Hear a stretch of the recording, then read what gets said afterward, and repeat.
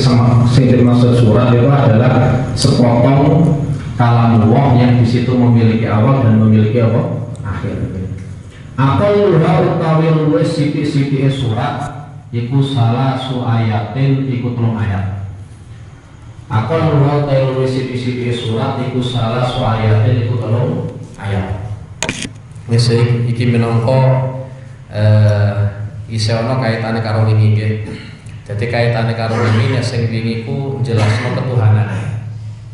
Nggih, jelasno ketuhanan kita itu dituntut kon ngerti dan meyakini bahwa Allah Subhanahu wa taala itu sebagai Tuhan. Jangan sampai kita menyekutukan Allah Subhanahu wa taala. Dan itu ternyata ada beberapa bukti di mana supaya iman kita itu kuat. Mulane wingi disebutno ya ayyuhan nasu budu rabbakumul ladzi khalaqakum. Pangeranmu sapa yaiku pangeran sing nyiptakno awakmu kabeh.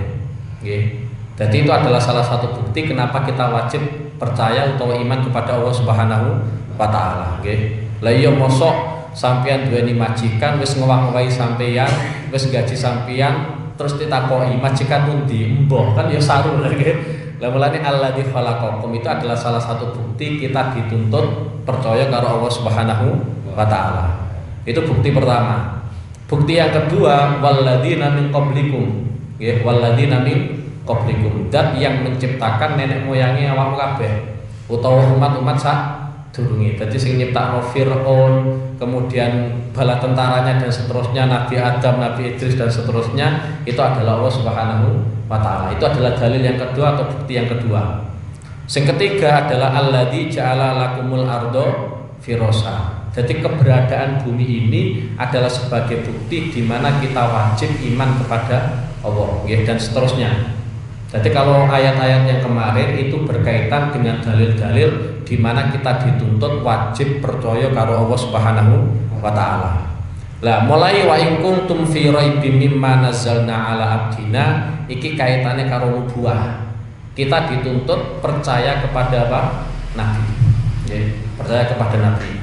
Mulane cara doktrine utawa ajarane Al-Qur'an adalah kullun amana billahi wa malaikatihi wa kutubihi wa rusulihi la nufarriqu baina ahadin mir rusuli. Jadi keyakinane umat Kanjeng Nabi Muhammad sallallahu alaihi wasallam kita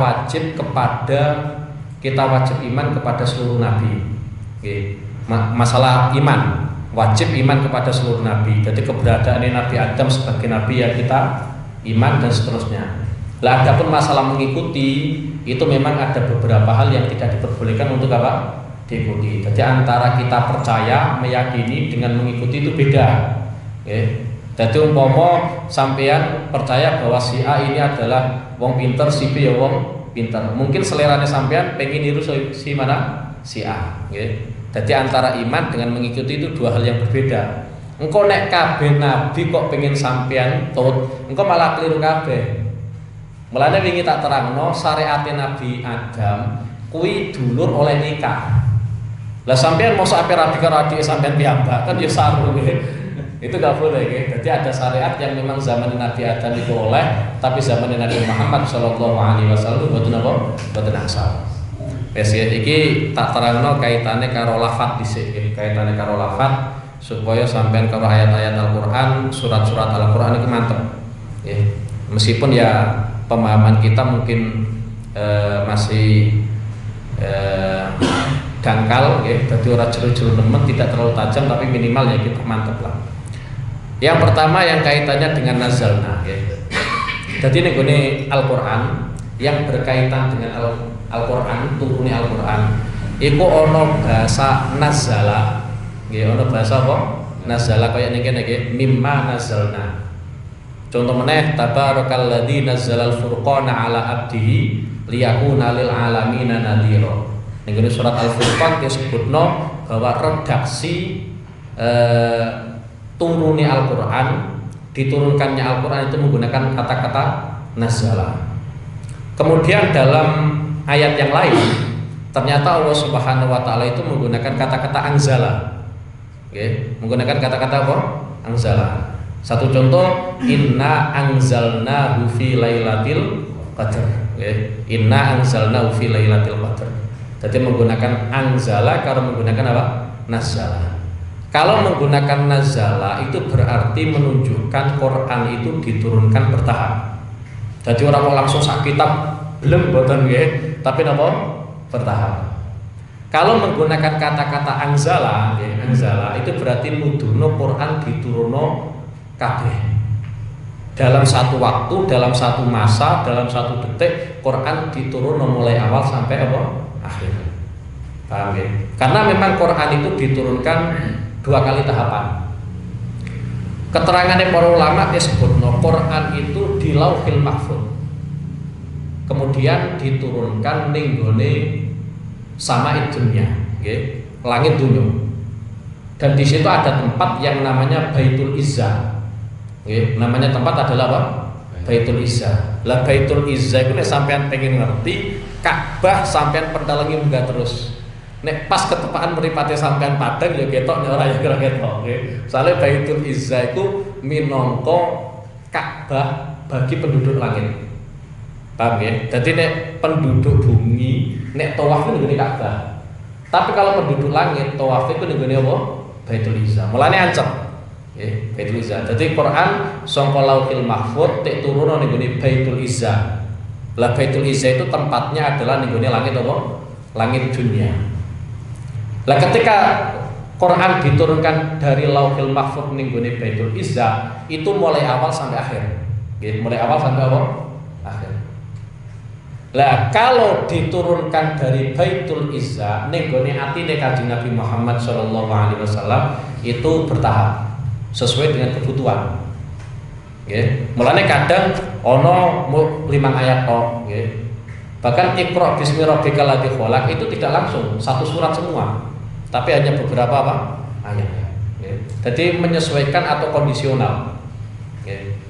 Lah kalau kita tanya, nggih, karena turunnya Al-Quran, diturunkannya Al-Quran secara bertahap itu adalah salah satu hal yang membedakan antara kitab Quran dengan kitab Taurat dan yang lainnya. Kalau kitab Taurat itu sak gemblengan langsung diturunan oleh Nabi Musa. Tapi kalau Quran tidak, Quran itu bertahap. Di antara fungsinya atau di antara hikmahnya, kenapa Quran itu diturunkan secara bertahap, kok ora langsung wae? Satu, supaya di antara hikmahnya adalah supaya menenangkan hatinya Kanjeng Nabi Muhammad sallallahu alaihi wasallam. Karena mbok piye-piye jenenge nabi iku mulai lahir sampai kapundhut tetep ana tantangane. Urip ora ana tantangane gak sok nggih. Dadi Kanjeng Nabi mulai lahir sampai kapundhut iku tetep ana tantangane. Lah ya bayangkan saja, nggih. Mulai lahir wis dadi yatim.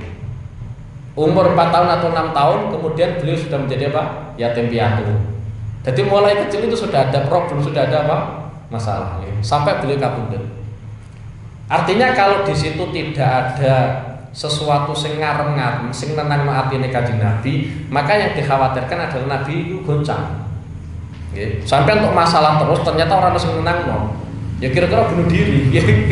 Kira-kira bunuh diri. Itulah yang pernah dialami oleh Rasulullah sallallahu alaihi wasallam. Hanya saja gini ya, cara keterangan para ulama, Kanjeng Nabi itu memang mendapatkan ketenangan dari beberapa sisi.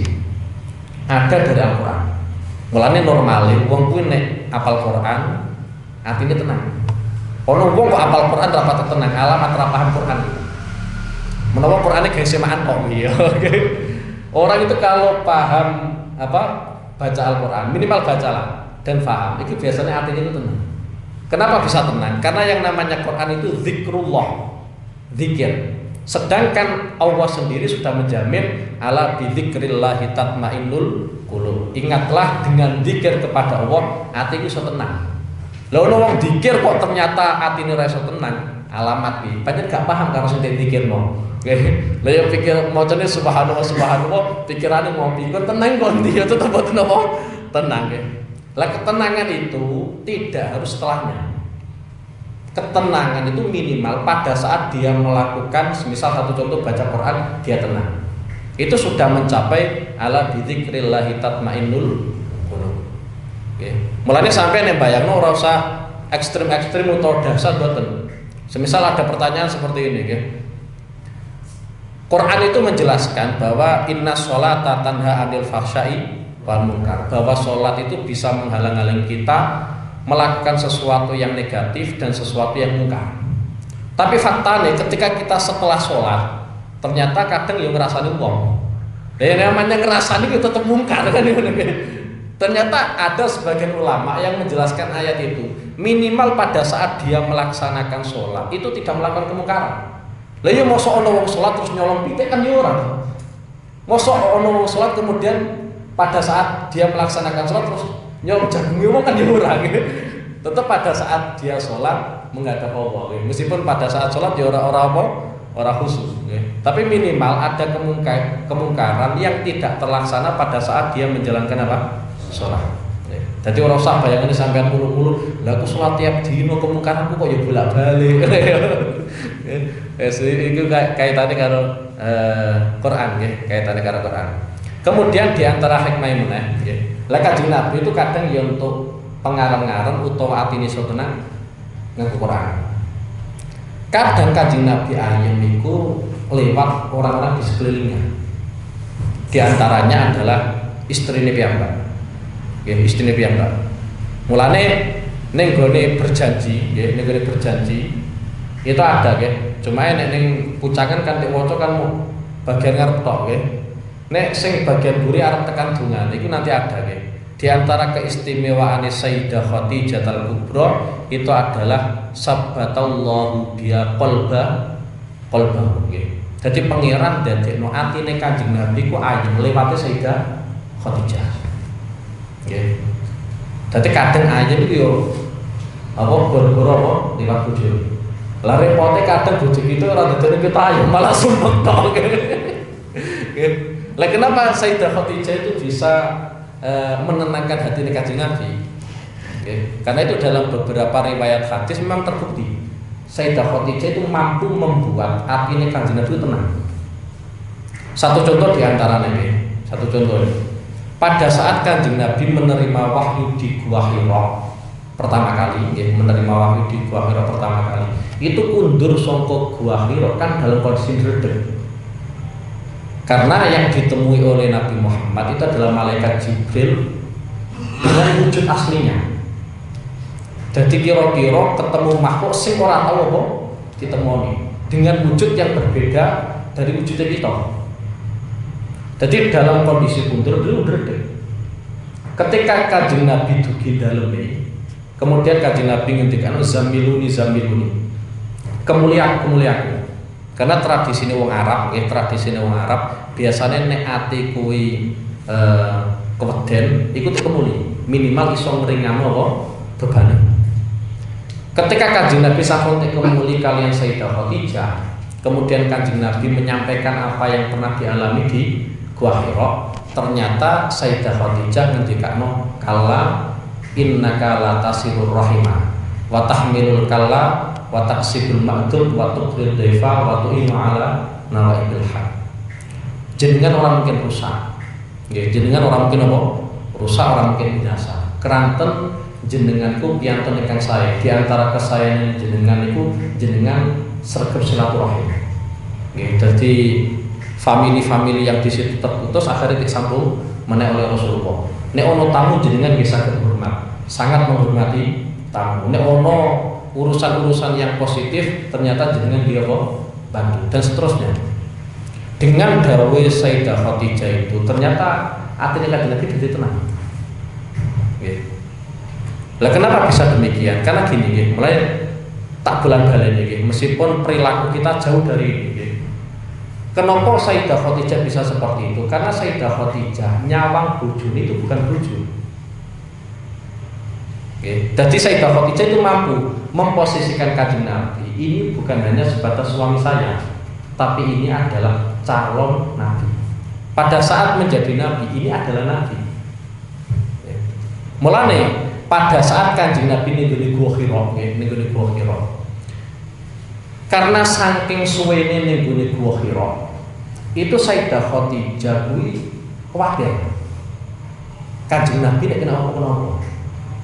Sampai nate Sayyidah Khadijah kuwi munggah ning Gua Hira tanpa sepengetahuan Rasulullah. Tujuannya apa? Tujuannya ngontrol Kanjeng Nabi.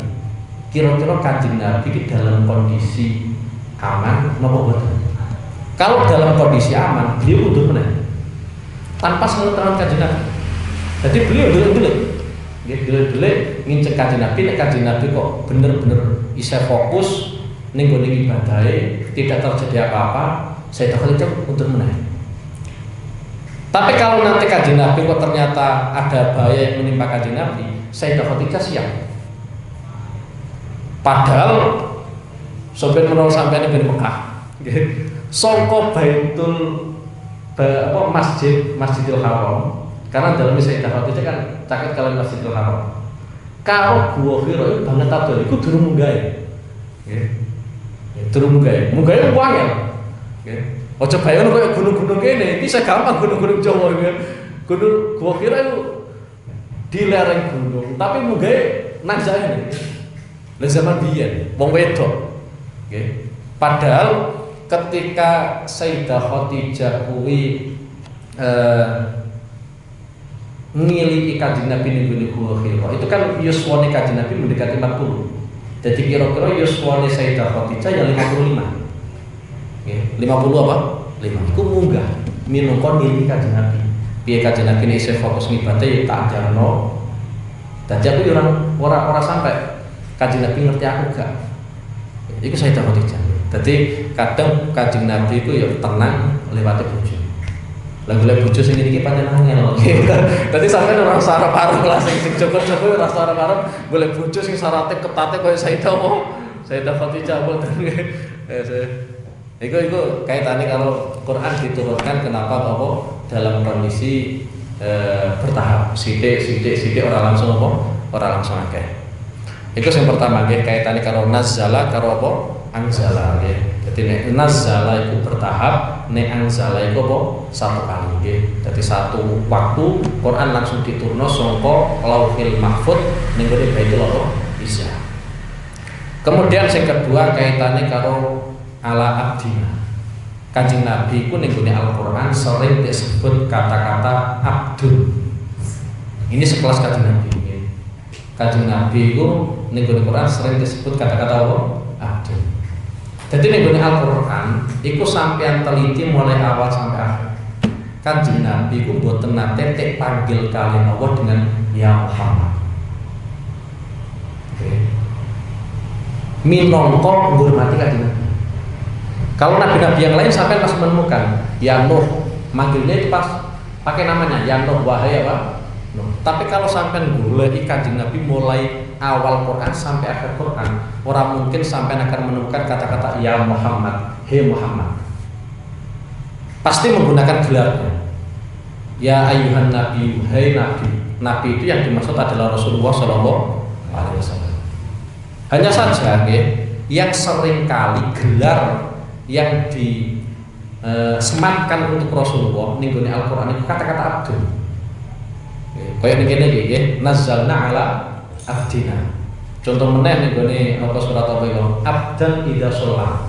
Seorang hamba yang sedang melakukan apa? Salat.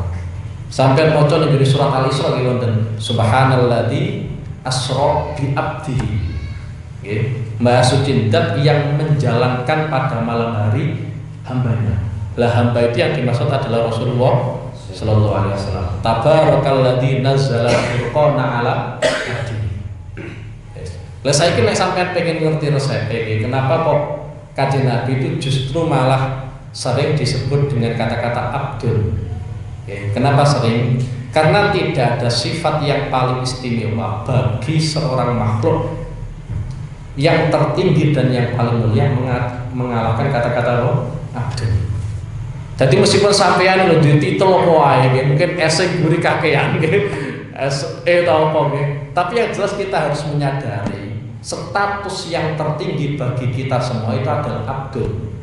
Mungkin kalau di khalayak sosial ning gone kalangan masyarakat mungkin kita beda. Yang satunya kiai, yang satunya tidak, yang satunya dokter, yang satunya tidak, yang satunya bos, yang satunya anak buah nggih. Itu di kalangan antar manusia, nggih, antar manusia. Tetapi binisbat perbandingan kita dengan Allah, hubungan yang terbaik status kita adalah kata-kata Allah abdul. Mulane Sayyidina Ali ku nek ngendika nggih, di antara kebanggaanku itu cukup Allah sebagai Tuhanku dan saya sebagai apa?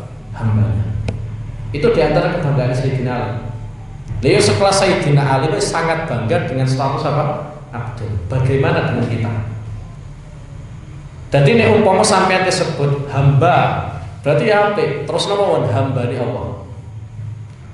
Mulane nggih, ketika Kanjeng Nabi, ini salah satu sifatnya Kanjeng Nabi sing banget tawadhuke.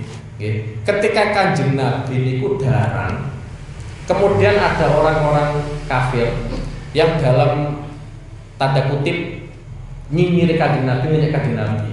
Lah iya ngono kok Nabi. Nek pas mangan wit kelakuane kaya abdul, kaya budak. Spontan Kanjeng Nabi itu menjawab, "Iya, aku pancen budak, tapi budake Allah." Aku bener budak, bener aku itu adalah hamba, tapi apa? Hambanya Allah. Ternyata diantara kebanggaan Kanjeng Nabi itu disebut Abdullah. Lah masing-masing kita itu dapat gelar itu. Lah tugas kita sekarang itu adalah piye carane dengan status Abdullah itu jadi bangga. Artinya gini loh, gelar-gelar yang sampean dapatkan yang di situ tidak abadi, kita bisa bangga. Semisal umpama sampean duweni gelar S1, S2, S3 dan seterusnya, atau sampean dadi kiai, paling mau dipanggil kiai, kaya aku kan mau dipanggil kiai lagi. Paling mentok dipanggil kiai umur piro? Kadang nek kaya Gus Dur malah mulai cilik sampai tua malah tetep apa? Gus Dur wae, Gus wae. Artinya gelar-gelar yang di situ disematkan, nggih, dan itu terbatas oleh waktu. Lah gelar yang di situ tidak ada batasannya adalah Abdullah. Ya, mulai kita butuh bangga dengan status apa? Abdullah. Dan sebenarnya itu sebagai pengingat yang kita. Karena kata-kata Abdul itu adalah, kalau kita artikan adalah ibadah. Ya, ibadah. Sehingga dengan derajat kita, status kita sebagai Abdullah, berarti tugas kita itu apa? Ibadah. Kemudian yang paling terpenting adalah kita harus lebih bangga dengan status yang diberikan oleh Allah kepada kita daripada status yang diberikan oleh sesama makhluk. Umpama sampean bangga dengan gelar atau status yang diberikan oleh makhluk, silakan, karena mungkin itu layak dibanggakan. Tetapi piye carane status yang diberikan oleh Allah Subhanahu wa taala lebih kita banggakan dari status yang diberikan oleh makhluk. Piye carane kita iso niru sahabat? Sahabat kuwi nek entuk lakon, entuk gelar kok sangka Kanjeng Nabi, meskipun itu terkesan menghina, tapi beliau lebih bangga. Satu contoh diantaranya Abu Hurairah. Abu Hurairah itu kan gelar, lakon, nggih, kunyah, nggih. Cara gampangnya gelar. Nama aslinya itu adalah Abdurrahman. Jenenge apik nggih, Abdurrahman. Tapi karena memang Abdurrahman atau Abu Hurairah iku senengane karo kucing, dadi nek rino kuwi angon wedhus karo nggawa kucing.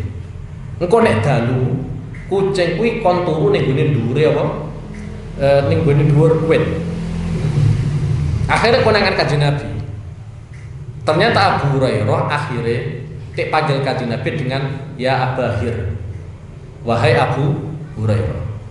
Karena gelar ini adalah dari Rasulullah, beliau senang. Meskipun tek gelari bapake kucing nek tek arteno nggih apa? Bapake apa? Kucing. Tapi buat napa-napa nggih, karena ini adalah gelar dari apa? Rasulullah. Kemudian mana Sayyidina Ali. Sayyidina Ali yang gelarnya sepirang-pirang. Amirul Mukminin, Al-Qarrar itu sebagai perang amat kendile seraka perang. Nggih. Dan masih banyak gelar-gelar yang lainnya. Tapi ternyata ada gelar yang paling disenangi oleh Sayyidina Ali karena gelar itu keluar langsung dari mulut Rasulullah. Yaitu pada saat Sayyidina Ali tahu konflik dengan Sayyidah Fatimah. Biasalah omah-omah ya kadang tukaran barang ya, kan seru lah gitu. Kan seru. Omah apa ayo kan seru. Dadi katanya apa? Tukaran barang gitu. Akhirnya Sayyidina Ali iku sare nang Masjid Nabawi. Nek Masjid Nabawi kan durung keramika. Dadi nek wong sare mesti umpama pipine kena lantai tetep ana debune. Kanjeng Nabi mara ning gone daleme Sayyidina Ali. Ternyata ning gone daleme Sayyidina Ali ono Sayyidah Fatimah tok. Kanjeng Nabi wis paham. Iki nek putrine karo mantune iki lagi konflik iki. Lah memang hajate Kanjeng Nabi golek Sayyidina Ali. Nggih. Akhirnya Kanjeng Nabi mara ning gone masjid. Nggih, bareng ning gone masjid ternyata Sayyidina Ali ku saleh. Jadi konflik karo bojo tinggal turu ae. Lah dalam kondisi sare ternyata panggil Kanjeng Nabi, ya Abatura, bapake debu. Bapake apa? Debu. Akhirnya Sayyidina Ali ya wungu tangan. Lah Sayyidina Ali juga mengatakan ora ono gelar sing paling tak senengi koyok gelar apa? Abu Turab. Karena Abu Turab itu adalah gelar sangka Rasulullah sallallahu alaihi wasallam. Artinya saya pengen ya sampai itu niru ada sebuah status yang diberikan oleh zat yaitu Allah Subhanahu wa taala. Abdullah. Piye carane dengan gelar ini lebih bangga daripada gelar-gelar yang diberikan oleh sesama makhluk. Meskipun gelar yang diberikan oleh sesama makhluk itu mungkin layak dibanggakan. Silakan sampai bangga betul apa. Tapi harus sampai ngalami kebanggaan kita mendapatkan gelar apa? Abdullah. Sayyidina Ali wa Yusuf maksud kita apa? Kaisar. Ini kaitannya karo kata-kata Abdul. Pun iki kita terang lagi wa in kuntum fi raibin mimma nazalna ala abdina fa'tu bi suratin min mithlihi. Iki dadi di antara salah satu sifat Quran iku wani nantang. Jadi iki minangka ajaran kanggo wong apik, ora kanggo wong elek. Dadi ngene lho. Karena nantang itu sebenarnya adalah sifat yang tidak mesti apik, ya ora mesti elek. Kalau memang sifat nantang itu kemudian kita vonis jelek, ternyata salah satu sifat Quran itu nantang wong kafir. Berarti nantang yang dilakukan oleh Quran atau bahkan dilakukan oleh Rasulullah berarti gak elek. Karena gak mungkin kita akan mengatakan sifatnya Kanjeng Nabi elek atau sifatnya Quran apa? Elek. Tapi ini ono wong elek, nggih, ono wong dalan-dalan preman-preman kemudian nantang untuk ajang kemaksiatan, lah itu mungkin apa? Elek. Jadi salah satu sifat Quran itu nantang. Wong-wong kafir Quraisy, nggih. Itu kemudian omongi Quran, ya lewatnya pastinya Kanjeng Nabi nggih. Nek awakmu kuwi mamang karo Quran sing tak turuno ning gone Kanjeng Nabi, tantangan dari Al-Qur'an, silakan kamu menghadirkan satu surat yang seimbang dengan Quran. Minimal satu surat, minimal itu adalah 3 ayat. Satu contoh inna a'toina itu 3 ayat. Wal asri itu juga apa? 3 ayat. Jadi tidak ada satu surat jumlahnya cuma 2 apa? Ayat. Minimal mesti apa? 3 ayat. Lah orang-orang kafir ditantang seperti itu. Sebenarnya ayat ini itu bukan kok tantangan pertama kali betul. Karena orang-orang kafir ketika mengatakan bahwa Quran itu gaweane Muhammad. Ya, Quran itu gaweane apa? Muhammad. Ala gaweane Muhammad. Ono sing ngarani Quran itu sihir. Ono sing ngarani Quran itu sihir, nyanyian. Ono sing ngarani Quran itu adalah asatirul awalin, cerita-cerita orang terdahulu. Okay. Artinya dari orang-orang kafir sendiri itu ternyata untuk menstatuskan Al-Quran itu ternyata beda-beda. Ono sing ngarani sihir, ono sing ngarani nyanyian, ono sing ngarani asatirul awalin, yaitu cerita-cerita zaman kuno. Ono sing ngarani itu produke Muhammad, gaweane Muhammad. Okay. Kemudian Quran itu nantang wong kafir kon gawe karangan persis koyo Quran mulai awal sampai akhir. Oke, mulai awal sampai apa? Akhir. Setelah ditantang seperti itu ternyata mereka tidak siap, oke, untuk membuat produk atau karya seperti Al-Quran. Akhirnya tantangan itu diturunno. Sampai nek ora iso gawe Quran komplit, kaya Quran komplit, wis gawean 10 surat. Nggih, gawean 10 surat. Ternyata juga mereka nggak bisa membuat. Nggih. Lah kemudian tantangan yang selanjutnya, wis ora usah 10 surat, sak surat wae. Di antaranya adalah ayat ini, gawean sak surat wae. Lah tantangan kepada orang kafir untuk membuat satu surat itu ternyata berulang kali, bukan hanya ayat itu, tapi berulang kali. Faktanya mereka juga tidak bisa kok gawe. Kalau mereka sendiri yang notabene dalam urusan karya-karya, mulai dari gawe syair, membuat kata-kata itu pinter, itu saja tidak bisa apa? Membuat. Karena orang Arab itu gini ya, orang Arab itu gawe syairan, gawe nyanyian, gawe kata-kata romantis atau kata-kata itu pinter banget. Lalu sekelas mereka saja nggak bisa, apalagi Nabi Muhammad. Mulanya kenapa kanjeng Nabi Muhammad ikut desain pangeran kok umi, yo ora iso maca, ora iso nulis. Tapi aja tiru ya, aja tiru ya. Oh, nganggo prinsip kita itu kudu niru sifat kanjeng Nabi. Kanjeng Nabi ora iso maca, ora iso nulis. Mulane ngaji lho, ya ngajimu kurang suwe ngono. Kopine kurang kental ngono. Dadi ana sifate kanjeng Nabi sing ora oleh kita tiru. Aja sampai kita ku ora iso maca, ora iso nulis. Kenapa kanjeng Nabi tidak desain kaya ngono? Supaya nanti ketika kanjeng Nabi diangkat menjadi seorang nabi, Quran diturunkan, iku wong kafir jangan sampai punya keyakinan bahwa itu adalah gaweane kanjeng Nabi. Dalam kondisi kanjeng Nabi ora iso maca, ora iso nulis wae, Quran isih diarani gaweane kanjeng Nabi. Umpama kita iso gawe buku atau gawe apa itu wajar karena kita berpendidikan, sekolah mulai cilik sampai tua. Yang perlu kita pertanyakan, kenapa kita sekolah mulai cilik sampai tua gawe buku ya ora iso. Kalau kita bisa membuat buku itu wajar karena kita berpendidikan. Kanjeng Nabi ora tahu di sekolah. Kanjeng Nabi ora tahu kok sekolah mulai cilik ane ya ngon gede sithik dagang, nggih bar kuwi terus kawin, nggih. Berkawin terus ngurusi umat sak menake kok. Dadi ora tahu kok sekolah. Lha ngono wae saya tak tuduh bahwa Quran itu gaweane apa? Nek koyo kita tek tuduh seperti itu masih wajar karena kita berpendidikan, nulis ya iso, maca ya iso, kanjeng Nabi gak iso. Tek bandingno kelompoke wong kafir-kafir.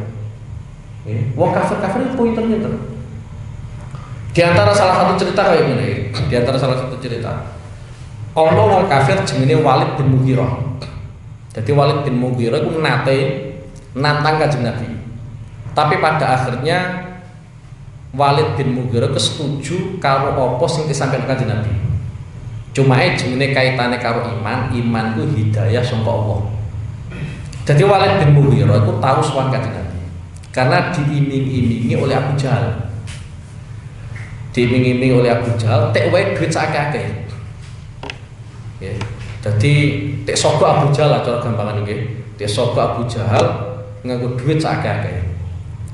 Kenapa Walid bin Mughirah kok sogo Abu Jahal? Karena Walid bin Mughirah itu satu-satunya orang kafir yang paling paham tentang syair.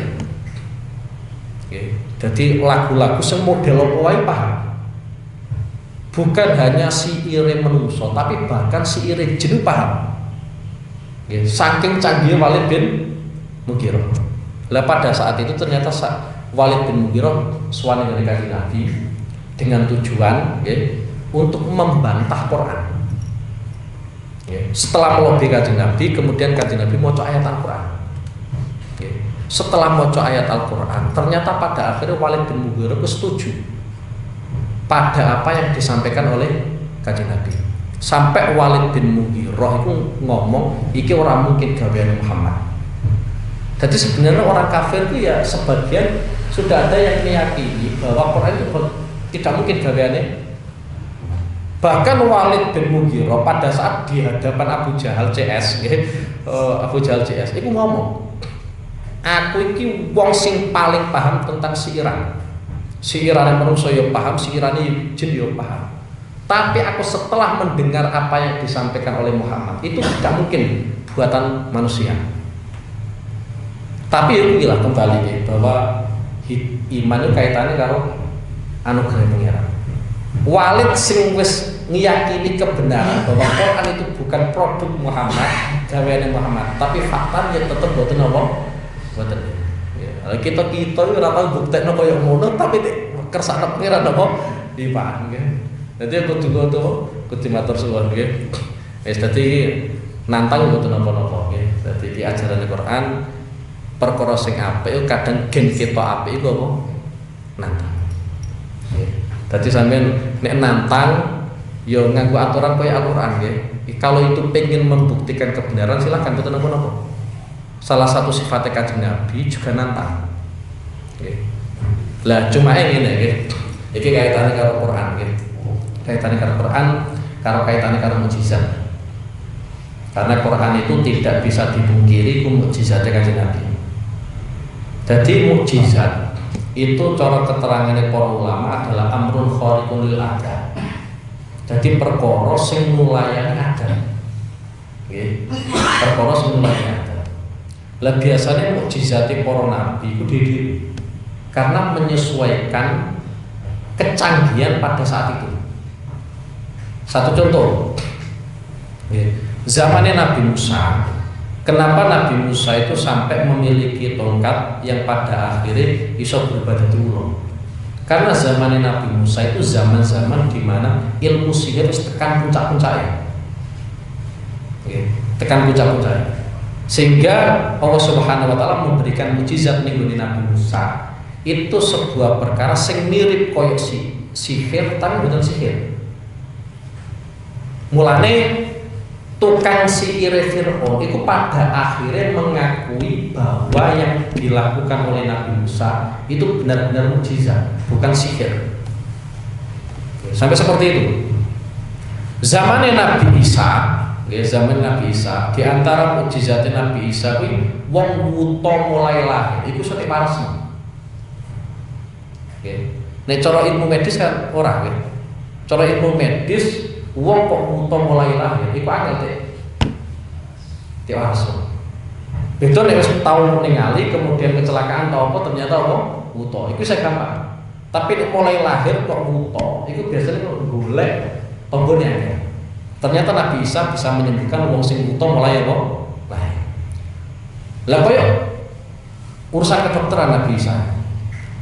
Lah kenapa Nabi Isa itu diberikan mukjizat seperti itu? Karena zaman Nabi Isa itu zaman di mana ilmu kedokteran, ilmu tabib itu tekan puncak-puncaknya. Lah Kanjeng Nabi nek sukani mukjizat rupane Al-Qur'an. Al-Qur'an itu kaitannya dengan bahasa. Kenapa demikian? Karena orang Arab iku nek dalam urusan bahasa iku jago tenan. Pinter tenan. Dadi nek ngelek-ngelek wong yo pol-polan, nek ngapik-ngapik wong yo pol-polan. Lho kadung nek ngelek koyo ngene iki. Iki tak terjemahno nggih. Di antara omongane wong Arab, nek ngelek wong kok raine elek, iku tek padano to. Telepon garing tek totoli. Apa? Pitik jago. Rai elek iku bayangane wong Arab nggih. Iku kaya telepon garing tek totoli apa? Pitik jago. Iku banget eleke. Nggih. Dadi wong Arab nek kadung ngelek-ngelek ya pol-polan, ngadung apik ya sok apike pol. Kaya Madura ya lho menawa. Madura padha ngono wis kadung apik wis ngene kos, kadung elek. Wong kanca Madura ya pirang-pirang kok. Yes, jadi zaman Kanjeng Nabi, kenapa Kanjeng Nabi diberi mukjizat kepada Allah? Al-Quran. Dan di antara keterangan para ulama itu memang kita harus bangga dengan mukjizat-mukjizat yang dimiliki oleh Rasulullah. Kenapa ya? Ini saya tidak membahas Quran terlebih dahulu, tapi kita perbandingan mukjizat bukan atas nama merendahkan nabi-nabi sebelumnya, enggak. Tapi memang keterangan ulama kayak ngono. Satu contoh ini, ketika Nabi Musa itu memiliki mukjizat tongkat sing awal mulane ora iso obah karena barang mati diletakkan bisa menjadi apa? Ular. Itu kan berubah jadi ular banyak berubah jadi apa? Ular. Sebenarnya Kanjeng Nabi itu juga punya miripnya. Juga punya apa? Miripnya. Ya ku rupane apa? Kanjeng Nabi kuwi biyen khutbah iku ning mimbar. mimbare kuwi saka glugu kurma. Ternyata Kanjeng Nabi kuwi nggadahi mimbar anyar. Nggih. Nggadahi mimbar anyar. Lah mimbar sing lawas ternyata ditinggalkan oleh Rasulullah. Ketika Kanjeng Nabi khotbah nganggo mimbar sing anyar, ternyata mimbar lawas sing saka glugu kurma iku tangisan. Jadi orang usah berubah dari ulo, jadi macan, ternyata wis tangisan. Sampai sahabat-sahabat yang pada saat itu di hadapan Rasulullah, itu krungu. Krungu. Nek glugu apa? Nangis. Ya guru-guru kayak bocah cilik sampean nyamuk bocah cilik njaluk jajan ora sampean wae lho ya. Kok kadang bocah tuwa ya ngono bocah tuwa. Bocah cilik njaluk jajan ora sampean apa? Wae. Ya wis nangis guru-guru. Lah glugu kurma yo ngoten iki. Koyo nangis bocah cilik. Lah glugu kuwi gelem meneng iku tek taware Kanjeng Nabi. Nggih. Sampeyan tak nggo ning gone donya apa tak ijen ning gone akhirat ning gone swarga sok ben buahe sampeyan tek nikmati penduduk swarga. Akhirnya ternyata glugu kurma kuwi milih impun tek tanam ning gone apa? Swarga. Lagi meneng. Nggih, lagi meneng. Lah yo kita ngonangi bocah cilik njaluk jajan nangis gero-gero. Ngenengno wae lho. Iki guru-guru sampai tangisan guru-guru ditinggal apa? Kanjeng Nabi. Ketika Nabi Isa nggak ada mukjizat iso nambani wong loro. Kanjeng Nabi juga pernah. Nggih. Nek boten lepat wonten sahabat asmane Abu Qatadah. Abu Qatadah itu tahu perang meripat ini copot. Salah siji meripat itu langsung copot. Ya itu kau pendengar telapak tangan nih. Madep dengan Kanjeng Nabi. Kanjeng Nabi meripat kula dicopot. Ya matur panan. Tapi aneh Kanjeng Nabi ora kok langsung ya kene tak obati boten. Kanjeng Nabi ngowahi pilihan, ngowahi opsi. Nek awakmu sabar ya falakal jannah. Nek awakmu sabar ya sampeyan cawisane swarga. Nek ora sabar ya tak kandhani. Abu Qatadah matur ning Kanjeng Nabi. Kanjeng Nabi, aku iki wong enom. Wong lanang sing isih seneng wedoan.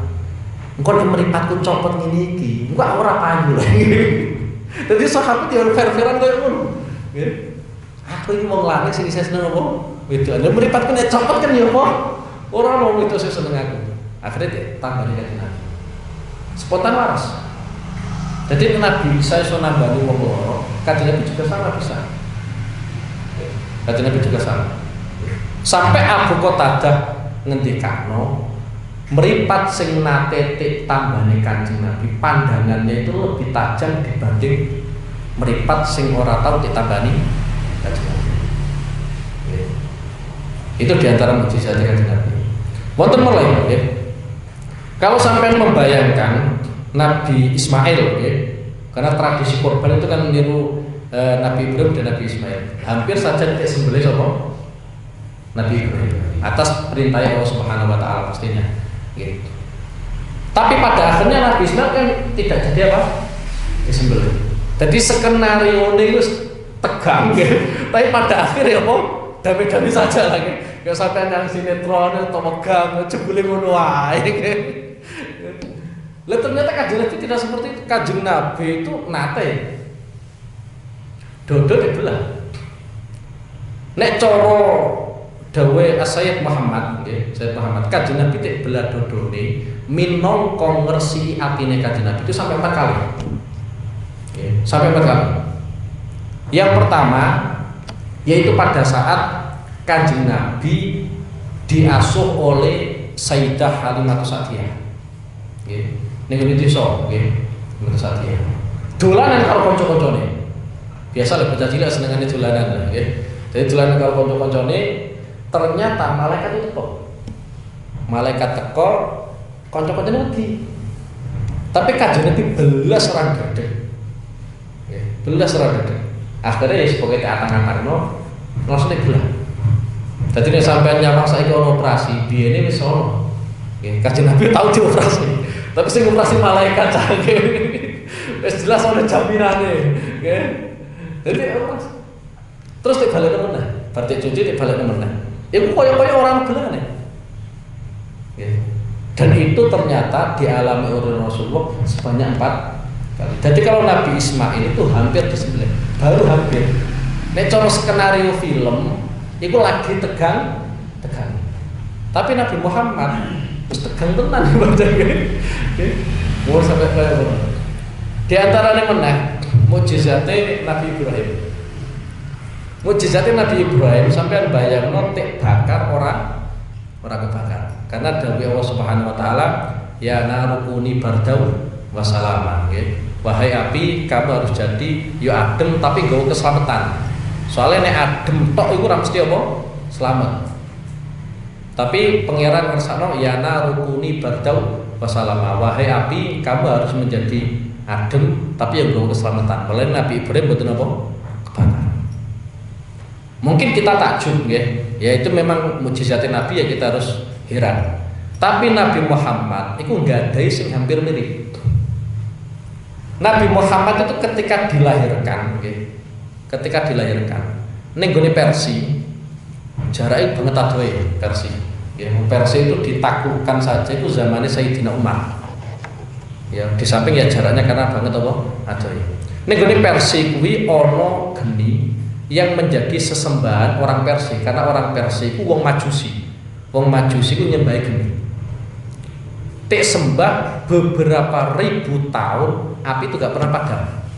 Kayak ada maidu, menawa titisane wong Majusi.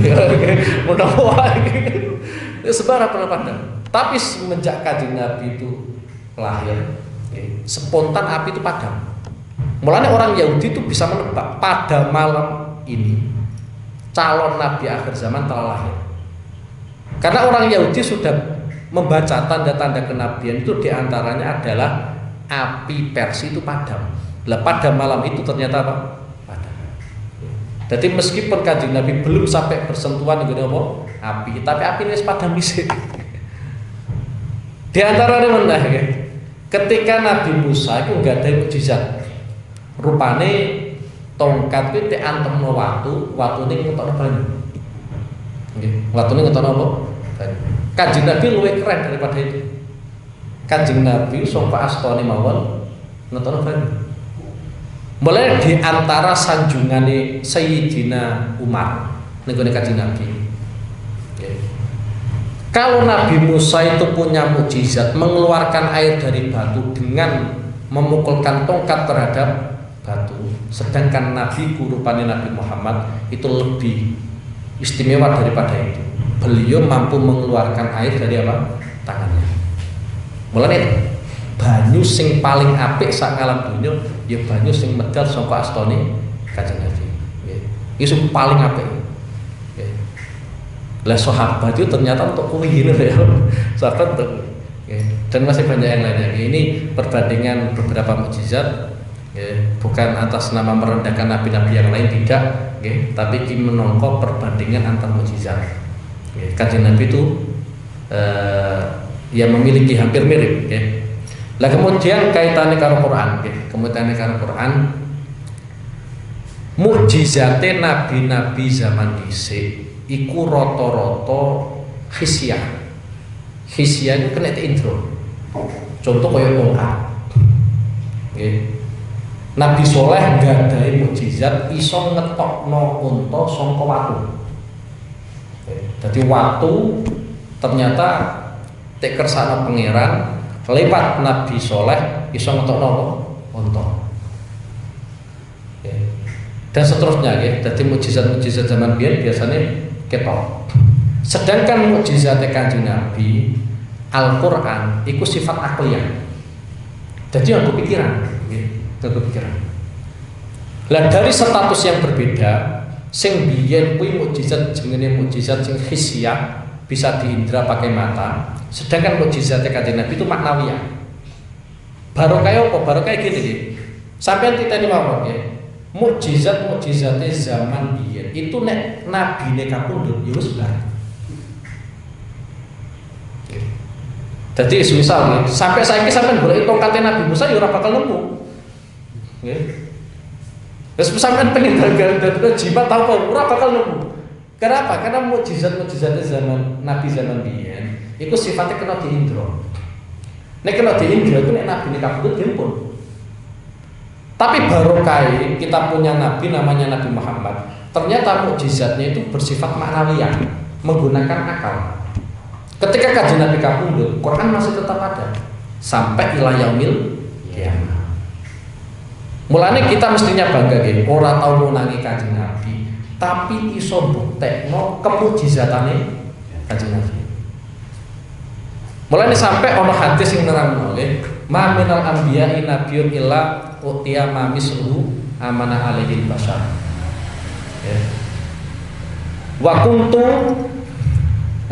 utitu wahyan aw hawwahu ilayya fa arju an akuna aktsarahum tabi'an. Setiap nabi itu mesti nggadahi mukjizat sing iso nyebabno manungsa kuwi iman. Entah jumlahnya berapa, yang jelas barokah ono mukjizat iku akhirnya sebagian ono sing iman. Lah aku nutik wae mukjizat Allah Subhanahu wa taala. Nggih, tek wae mukjizat Allah Subhanahu wa taala. Dengan mukjizat itu saya berharap saya itu adalah nabi sing paling akeh pengikuti. Mulane nanti tak terangno nggih, nanti tak terangno. Umate Kanjeng Nabi sing mlebu swarga itu sebagian riwayat nggih, sing ngebak-ngebaki swarga separuh dhewe umat Kanjeng Nabi. Padahal surga sak menambah. Separuh itu kanggo umate Kanjeng Nabi. Ana sing ngarani 2/3. Jadi sing kafir kira-kira sithik. 2/3 saka umat Kanjeng Nabi itu ngebak-ngebaki apa? Swarga. Jadi harapan Kanjeng Nabi ternyata terbukti. Itu kaitannya dengan Quran. Jadi orang ngerti Kanjeng Nabi, tapi kita bisa merasakan mukjizat Kanjeng Nabi rupa Al-Quran. Dan Al-Quran itu memang nek sampean angen-angen, nggih, nek sampean angen-angen, iku pancen ya bener-bener mukjizat. Nggih, bener-bener mukjizat nggih. Dadi nek